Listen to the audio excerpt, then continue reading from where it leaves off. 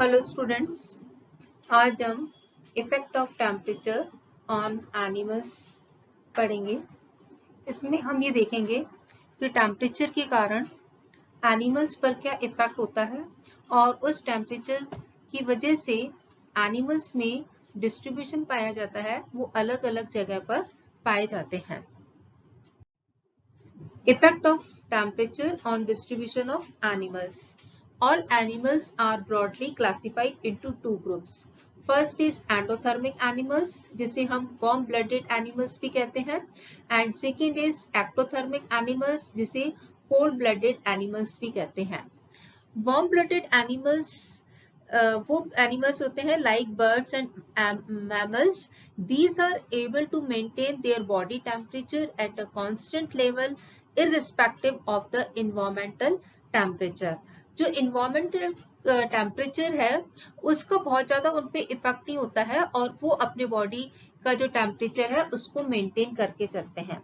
Second is cold blooded animals. These are animals as reptiles, fishes, amphibians, in which the body temperature fluctuates with changes in the environmental temperature. जैसे जैसे environment का temperature change होता है उनके body का temperature भी change होता है, तो ये animals कहलाते हैं cold blooded animals. Thermoregulation in warm blooded animals. ये जो एनिमल्स होते हैं इनके बॉडी में कुछ इस तरह के स्ट्रक्चर्स प्रेजेंट होते हैं जो कि टेम्परेचर के रेगुलेशन को कंट्रोल करते हैं. जैसे कि इनके स्किन में कुछ इस तरह के अडेप्टेशंस होते हैं जिसकी वजह से ये टेम्परेचर को रेगुलेट करते हैं. A homeotherm has different responses to cold or heat as follows. ये जो warm blooded animals होते हैं इनमें अलग अलग अडेप्टेशंस प्रेजेंट होते हैं ताकि वो अपने बॉडी के टेम्परेचर को कंट्रोल करते हैं. First is response to cold. अगर ये एनिमल्स कोल्ड एरिया में रहते हैं तो उनमें क्या क्या अडेप्टेशंस प्रेजेंट होते हैं. When a typical homeotherm as a mammal is subjected to a sub-cold, following adaptations help the animal from excessive cooling. First is the subcutaneous fat serve as insulator and reduces heat loss from body. जो इनकी body होती है skin पर वहां पे subcutaneous fat present होता है जो कि एज इंसुलेटर फंक्शन करता है और वो हीट लॉस को कंट्रोल करता है. Second is the hair is raised and brought up into a more or less vertical position by the construction of the erector pili muscles. इनकी बॉडी पर जो हेयर्स प्रेजेंट होते हैं वो हेयर्स इरेक्टर पिलाई मसल के हेल्प से एक वर्टिकल पोजीशन में खड़े रहते हैं और जब इस तरह से वर्टिकल पोजीशन में खड़े रहते हैं तो इनके बीच में एक गैप बन जाता है, स्पेस हो जाता है और उस स्पेस में जो एयर होती है वो रैप्ड हो जाती है. दिस एयर और ये जो एयर होती है वो फॉर्म हो जाती है बॉडी के द्वारा और वो एक कंडक्टर हीट कंडक्टर की तरह फंक्शन करती है. It serves an insulator layer around the animals. In birds the same function is done by feathers. जो birds होती हैं उनमें ये फंक्शन बर्ड्स के द्वारा किया जाता है. इस तरह से स्किन में ये अडेप्टेशंस होते हैं जिसकी वजह से ये अपने कोल्ड एरिया में या कोल्ड इन्वायरमेंट में रहते हुए भी अपने बॉडी टेम्परेचर को रेगुलेट करते हैं. थर्ड अडेप्टेशन होता है the superficial blood vessels in the skin constrict to so that blood is directed from the surface to the deeper layers. This reduces loss of heat from the blood to surrounding atmosphere. जो इनकी blood vessels होती हैं वो deep layers तक चली जाती हैं जिसकी वजह से जो हीट का जो लॉस होता है वो कम होता है. इस तरह से वो अपने बॉडी टेम्परेचर को कंट्रोल करते हैं.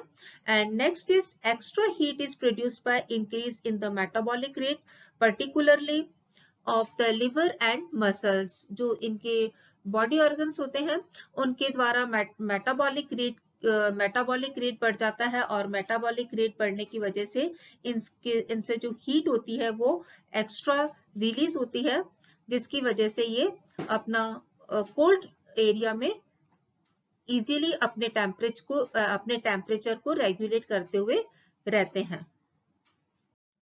Next is response to heat. Heat production is cut down and heat loss encouraged as follows. First, animals of heat climates have relatively little subcutaneous fat. The fat deposits are localized. Thus, camel's fat is stored only in hump and in buffalo and bison on top of the neck.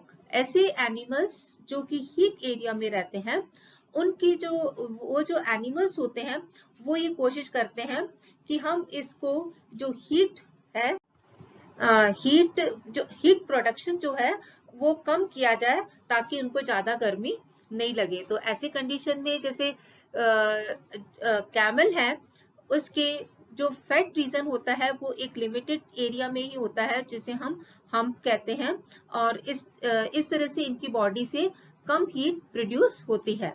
Second, जैसे कि हमने cold region में देखा था कि जो इनकी body पर जो हेयर्स होते हैं वो मसल्स जो होती हैं इरेक्टर पिलाई मसल्स जो होती हैं उनकी वजह से जो हेयर्स होते हैं वो वर्टिकल पोजीशन में खड़े होते हैं, जिनकी वजह से उनमें एयर ट्रैप हो जाती है और वो एज इंसुलेटर फंक्शन करती है। लेकिन यहाँ पर उल्टा है, क्योंकि यहाँ पे ऑलरेडी हीट जाता है तो ऐसी कंडीशन में जो हेयर्स होते हैं वो सीधे खड़े नहीं रहते हैं, जिसकी वजह से इनमें स्पेस नहीं होता है, और जब स्पेस नहीं होता है तो उनके बीच में एयर भी ट्रैप नहीं होती है, और इस तरह से ये अपने आप को उस गर्म एरिया में एडजस्ट कर लेते हैं।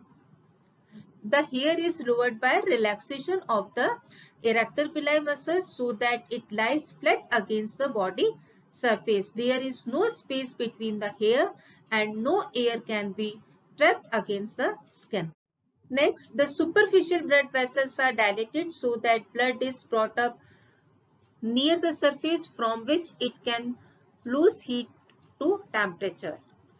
And next, sweating by sweat glands of skin and evaporation of sweat from the body surface cools the skin and the blood flowing through it. इसमें जो स्वेट ग्लैंड्स होती हैं वो स्किन पर पाई जाती हैं और उनसे स्वेट निकलता है, जिसकी वजह से इनकी बॉडी पर जो सरफेस होती है वो कूल डाउन होती रहती है और अपनी जो उसका बॉडी है उसके टेम्परेचर को रेगुलेट करते हैं। Next is metabolic rate falls in hot conditions so that less heat is generated by the body. इनकी जो बॉडी होती है उसमें मेटाबॉलिक रेट कम होता है और मेटाबॉलिक रेट कम होने की वजह से जो हीट निकलती है वो कम निकलती है, और इस तरह से ये अपनी बॉडी के टेम्परेचर को मेंटेन करते हैं। In mammals, the hypothalamic center functions as a thermostat. It is sensitive to temperature changes of blood flowing through it and responds by sending nerve impulses through efferent nerve to the appropriate effectors. Thermoregulation in poikilotherms.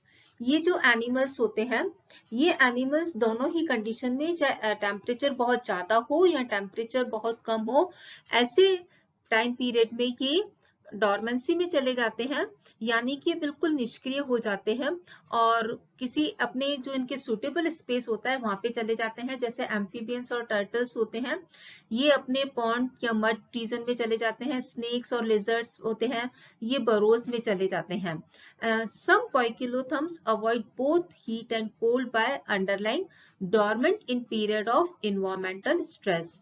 Many insects, some crustaceans, mites and snails enter diapause. ये जो stage होती है a state of dormancy and arrested growth stage कहलाती है, जिसकी वजह से ये अपना उस टाइम पीरियड में ये निष्क्रिय अवस्था में रह करके उस हाई टेम्परेचर या जो बहुत ज्यादा ठंडा पीरियड होता है उसको वो ये स्पेंड करते हैं। Next, temperature affects the distribution of animals also, as different species have different range of their temperature requirement.